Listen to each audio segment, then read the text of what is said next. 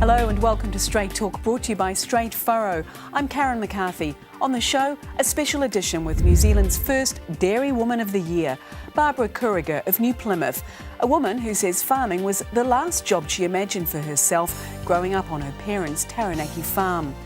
We talk women and leadership. Are there any barriers to women being in the boardroom other than perhaps those women perceive themselves? And the honour and responsibility that comes with winning the award, getting down to business as an ambassador of the industry. Our special guest this week, all the way from Taranaki, the Dairy Woman of the Year 2012, Barbara Kuriger. Thanks for being here. And also with us in the studio this week, Glenys the editor of Dairy Exporter, a seasoned journalist who's covered the ins and outs of the dairy industry from the grassroots to the boardroom here and overseas. Barbara, first of all, congratulations on the award. Thank you. It must have been a giddy whirl since. We've been waiting weeks to get you up to Auckland on the program. Oh, it's been amazing actually, and you know, the interest that it's created and the opportunities that have come from it, just looking so forward to it's awesome. Did you fancy your chances? It was a pretty impressive lineup of finalists and some good friends of yours in there too. It was a very impressive lineup, and you know, I kind of sat there and went through the interview process and came out. There was 6 of us, and then it was me, and it actually felt quite lonely getting up on the stage accepting the award with all these other fantastic women. Just amazing, Karen. Awesome woman, and you know, I felt very special and still do. Glenys, you would have seen the lineup there. A worthy winner? Yes, absolutely, and I think it's a great thing being the inaugural award. It just gives people an idea of the calibre of people out there, and as Barbara says, there are quite a lot of them. And women in dairying, that's the thing, maybe for so many years the perception is, you know, just the farmer's wife. That's clearly not the case. Yeah, Barbara would know a lot more about this than me, but I think that dairying has really shown the way in terms of women taking a much more equal role with their husbands or partners. Yeah, I certainly believe it does, and certainly at local, community, regional level, I see a lot of women doing such fantastic things. It slims out a little bit as you get to national level, and maybe that's family constraints and things like that that perhaps stop them from travelling away, but I'm really just the amount of girls that are now winning farm trainee awards, the amount of women who are farm managers in their own right, you know, it's just amazing. There's nothing stopping them. If they've got a mindset to do it, they'll just do it. How significant is it, do you think, that there is this award now, the Dairy Woman of the Year, in terms of an inspiration and a role model for other women out there? I think it's critical because I want other women to believe that they can do, you know, so many things. I don't believe I've done anything that other women can't do. You know, I've just been passionate, committed. You know, it's all about the need or what needs to be done rather than, you know, being a leader. You just get stuck in boots and all and do it. And there's so many women out there that have the ability that I just want them to believe that they can get out and do it too. Bit of history. You grew up on a farm, but as we've heard, you funnily said it was the last job you imagined for yourself. Tell us about, you know, where did you come from, your beginnings? Yeah, I think what actually triggered it for me, Karen, was I did grow up on a farm, but I think I probably saw, I don't know, maybe the day-to-day, you know, blocked and fenced in, but, you know, there's so much more to farming. You know, there's communities, there's discussion groups, there's opportunities, so you actually get inside the farm gate, outside the farm gate. What triggered it for me was that Lewis was always going to be a dairy farmer, so I fell in love with a dairy farmer. Then we bought our first herd, and of course the cows, you know, breeding our own herd, buying our own farm. It was just, I just fell in love with it, and yeah, enjoyed every moment, no regrets at all. I read you said for your parents in Taranaki, dairying was a lifestyle but not a passion. Why does it mean so much to you? Well, I just think, you know, I'm really proud of the whole industry, and I really feel that, you know, we're in the food business, we've got an enjoyable lifestyle, we're out there, we're making a huge contribution to New Zealand, and to me it's about the people. You know, watching people being able to start off with an opportunity as a farm trainee, get to farm manager, share milker, maybe owner, equity partner, and I watch people, particularly as they get together in these competitions, they build networks, and over time you see them as the next group of farming leaders going through. So whatever else happens on farm, it's the people, and you'd find that with your interviews too, Totally. Glenys, it's the people that actually make the industry. Yeah, and every farmer you go to interview, Oh, they've got 10 people up and down the road who are worthy of stories and relatives in different areas. So, Exactly. yeah, you're quite right. It's those networks that really count. Glenys, on awards night, they said Barbara Kuriger represented the type of leadership the Dairy Women's Network wants to foster. Do you know what they meant by that? I think it's probably more to do with the whole idea that Barbara was talking about before, about getting off farm and putting yourself up for representative positions, maybe travelling a bit in order to do that, because there are a lot of very skilled women who are still perhaps through reticence of putting themselves forward, feel that their place is more perhaps behind the farm gate, whereas if they actually went out there and put themselves forward at a local level with discussion groups or representation of some sort, would find that people really welcomed them and appreciated their skill set, which might be quite different to some of the other people available. Why is it, do you think, perhaps some women are so reluctant to get out from behind the farm gate, as Glenys says, and get out there into those roles of leadership and governance? I think there's a barrier there because they think it's something big and eventful that they haven't got the skills in. And I know Sarah Kennedy in the interview kept saying, why as women do we knock ourselves and why do we not believe we can do things? I started off as a Brownie leader, a Cub leader, a Board of Trustees member, I think I was a Plunket treasurer, and a Kiwi director. Historically, Bill Bailey said to me once, he said, it's all governance, it's all the same thing. The principles exist right across the board. There's just more zeros on the organisations as you go to bigger places. And I think there's probably a lot of women out there on Board of Trustees that think, well, I could never do some of these national jobs, but it's exactly the same, you know? It's just, it's the same set of skills. And I think they need to have confidence in themselves and say, well, if I can do that, then I can do other things. And hey, being a mother gives you a heap of skills, just running a family to start with. Do you think there's plenty of women out there like Barbara? Yes, absolutely. But I do think that, and this is perhaps going back, say, 20 years ago, so when women did step up to some of the positions that they were encouraged to take, they perhaps weren't treated very well initially, and that may have put off other women from coming through. And I'll just give one example. I remember well when Penny Webster was involved with Federated Farmers, and in some instances perhaps she wasn't treated in the way that a woman making her way through the organisation should have been. But look where she is now with Auckland Council. And what are you talking about there, an old boys network kind of thing? Yes, that type of thing, and perhaps a bit of you don't know what you're messing with. Which no one takes kindly to, particularly women. Do you remember your first board meeting? Have you ever doubted yourself? When I went to my first board meeting, it was really interesting because I went in there with a passion for livestock improvement, because that was my first board meeting. And interestingly enough, when I came out of there, people said to me, what's it like with all those men in the room? And I said, but they're just people doing the same job I'm doing. And I've kind of gone through life with that attitude, you know, it doesn't really matter. It's people actually wanting to progress an organisation and make the most of it. So it didn't intimidate me at all because I just got stuck into the conversations and went with it. I'd like to talk to you about that more in a moment. Coming up, we talk sexism. Is the agribusiness sector more accepting of women nowadays on the farm and off? No longer viewed as just the farmer's wife. Stay with Straight Talk, back shortly.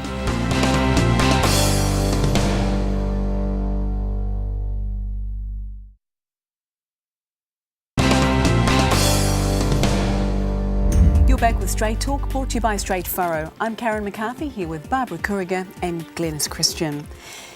There's a long list of your leadership roles over the years. First woman director of Livestock Improvement, a director of Dairy NZ. You served on the Fonterra Shareholders Council. You were very hands-on involved in farming with your husband before that. Why go there? What was the trigger for you getting involved in that way? I love a challenge. And I think, you know, to me, there'll always be challenges in the industry. And, you know, milking cows is great fun and there's nothing that I'd like doing better on a nice day. But it's just, you know, for me, it's about these things that need to be done. And I love nothing more than sitting around a boardroom with a group of people finding solutions and, you know, having conversations about sort of higher level strategic things. So that started to spin my wheels and I just got more and more involved in it.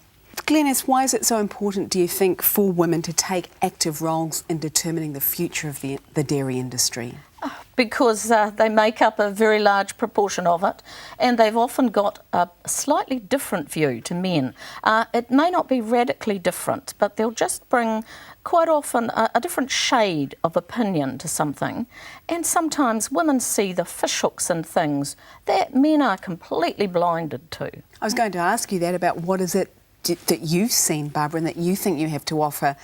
What do you bring to the table that's different from a man? Yeah, I think the whole thing about diversity is pretty important to me in boards because we can't all be the same. But what I often say to women is, don't lose your femininity. You know, don't lose your instinct about, you know, you're a mother, you're a woman, you know, your picture. So I think it's just a different aspect of the way we think about things. But, you know, at the end of the day, when you're in that big discussion, you know, we all bring a different view. So every woman's going to have a slightly different view and every man's going to have a slightly different view, and that's what brings us to the places that we get to. Did you face barriers or hurdles at all? Did you have to bust your way through into the boardroom, or were you welcomed? No, I didn't have to bust my way through. I think winning the Share Milker of the Year, just exposing our own business and, you know, where we'd got to was sort of like the first invitation to, you know, people saying to me, well, maybe you should try this.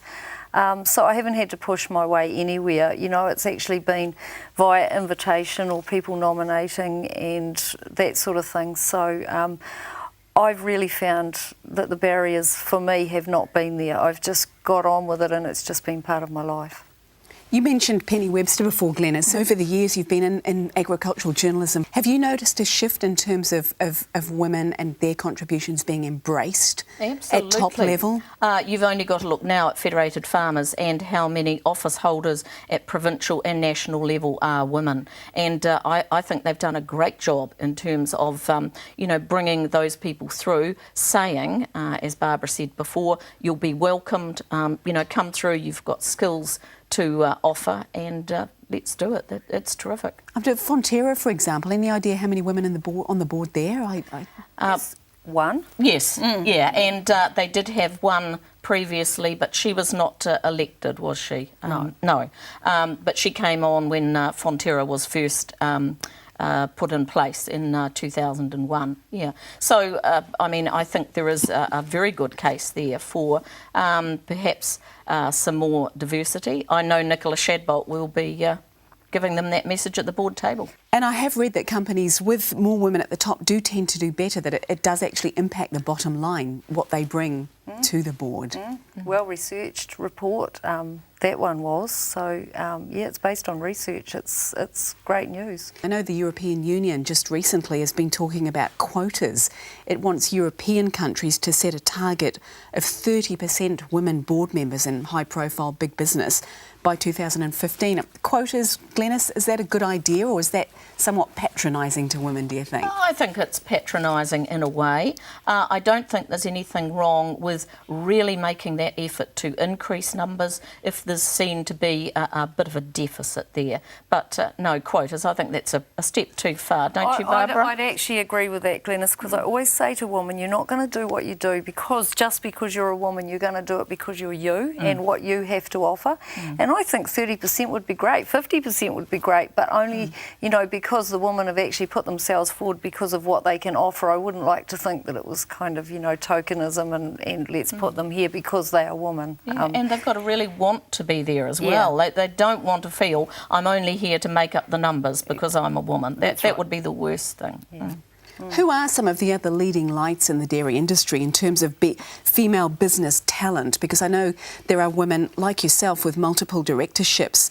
I'm just wondering, are there enough qualified women with lots of management experience and the burning desire, importantly, to be up at the board table? There are unlimited women with experience. You know, there's women in all sorts of fields, you know, accountancy, farming, things related around the farm, HR. You know, there's women with skills all over the place.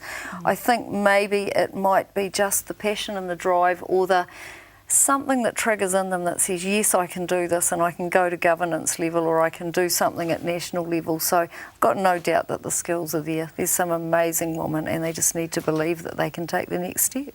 And perhaps as first Dairy Woman of the Year, you know, your experience, the position now you're in, you could be that trigger for some women. Is that what you hope? I really hope so. And Glenys, just what kind of a poster girl is this woman, do you think, for the industry? Absolutely fabulous. I mean, the dairy industry now is so diversified, and I think it's a wonderful thing that one aspect of it, the number of women involved and the quality of those women, is being represented by someone with Barbara's skills. I think it's tremendous, and all power to the Dairy Women's Network for putting the award in place and gaining the sort of level of candidates they had for it.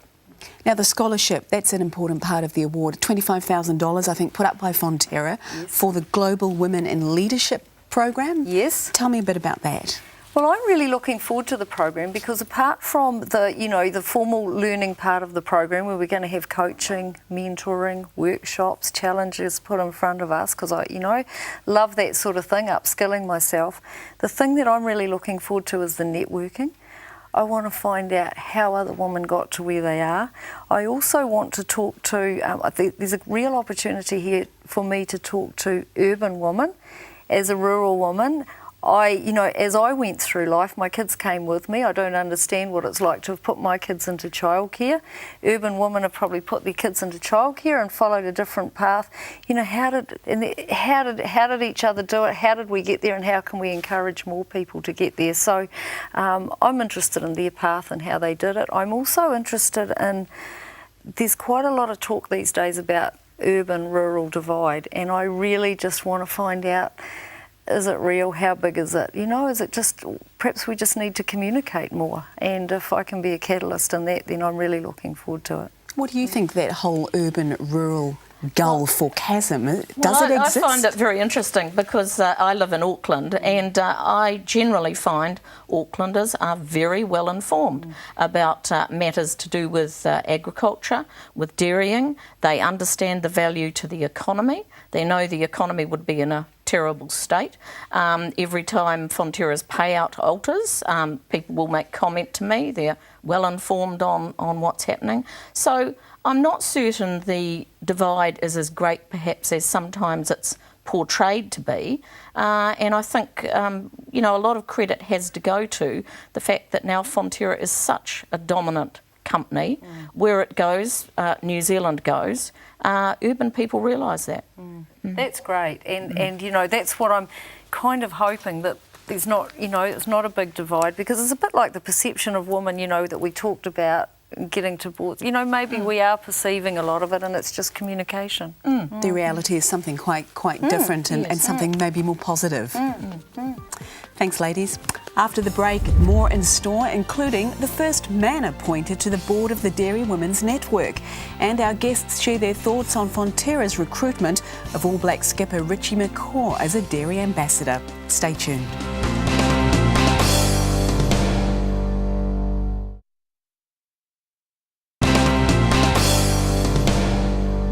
Welcome back to Straight Talk with Glenys Christian and Barbara Kuriger. Talking sexism, interestingly, Dairy Women's Network has appointed its first man to the board, Neil Shaw from Ashburton. And even he's said it's no secret men and women think differently. He's acknowledged that, but big step forward there for the network. Oh, fantastic. It's diversity again, and often you can get enclosed in your own environment, and I think it's absolutely fantastic. Should there be more men on the board? Is he a token bloke? No, I don't think. I know they went through a very strategic interview process, and I'm sure he's not there as a token, but, it's great to see men getting involved, and it's great to see that the women have opened up that opportunity. Any thoughts on this appointment, Glenys? I think it's great as well. I don't think you'd want to see perhaps any more than perhaps a couple of men on the board, but it comes back to calibre. And if you've got guys who have particular skill sets that the network is looking for in terms of some of their programs that they're taking out there to rural women, all the better. I think that's terrific. Can I ask you, I've got this in the straight furrow the other week, Richie McCaw can I get your thoughts on Fonterra teaming up with the All Blacks skipper as an ambassador? Is it a desperate PR stunt or a savvy move, Glenys? The word icon comes to mind. Richie is an icon. Fonterra wishes to be an iconic New Zealand company, and I think tying the two together in a sort of branding exercise is just wonderful.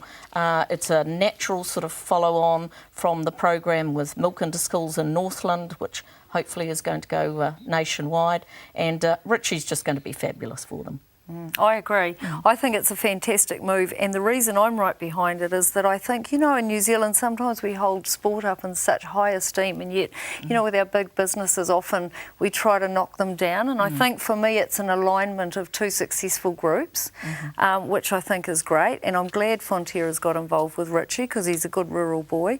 Having said that, we do also need to make sure that underneath all of that we are, our integrity and our credibility is really strong, so that all the underlying principles are in place as well. It is a sign, isn't it, that Fonterra clearly realises it has some work to do here at home. This is clearly a bid to get the people of New Zealand on side with the company.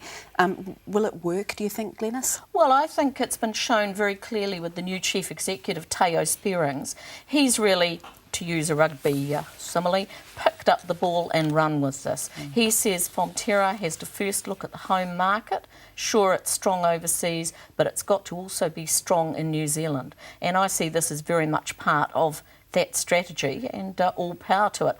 The only thing I'm worried about now is that the All Blacks might have an unsuccessful season, heaven forbid, and that won't look very good for Fonterra, will it? You mentioned Teo Spearings.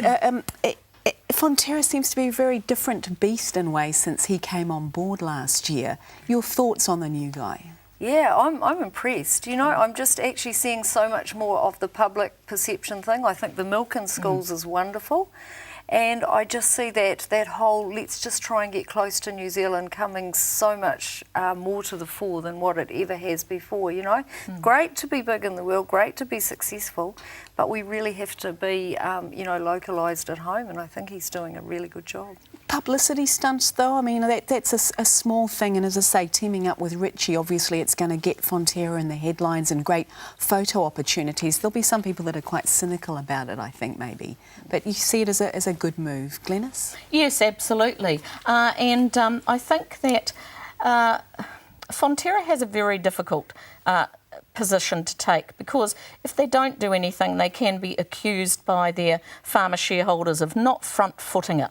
And Teo has shown that he is on the front foot. He is doing this.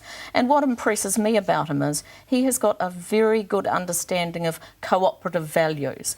Not that that hasn't been there all along, but he is a cooperative man through and through. And I think shareholders can take a great heart in that, and the rest of New Zealand. And I think the thing for me for Fonterra, often people see it as a big company, but it's actually just multiples of thousands of little families around New Zealand actually making a living. Is it still that very much? I know there are people that say that, and then there are people that say it's lost sight of that. I think, there are a number of corporate farms, but in the main, it's genuine New Zealand families just making a living, and I'm heading down to the Dairy NZ Farmers Forum. There's 700 people coming to that over the next 2 days, and they'll just be genuine, farming families coming along to find out some more information and do their bit for the industry.